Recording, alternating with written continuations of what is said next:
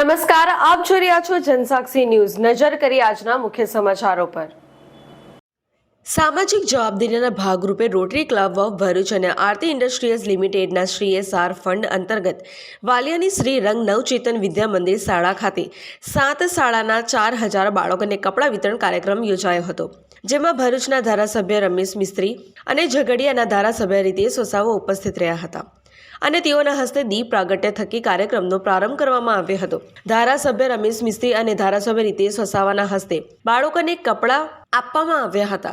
આ કાર્યક્રમમાં rotary club of ભરૂચના પ્રમુખ Bhavesh Hariyani, Navchetan education society Valia secretary doctor Vanrajsinh Mahida, Aarti industries લિમિટેડના VP Sandip Parekh, safety head Deepak Sali, Devendrasinh તેમજ APMCના પ્રમુખ યોગેન્દ્રસિંહ મહિડા, શાળાના આચાર્ય પરેશ પટેલ, કેસરીસિંહ સાયણિયા સહિત વિવિધ શાળાઓના બાળકો ઉપસ્થિત રહ્યા હતા।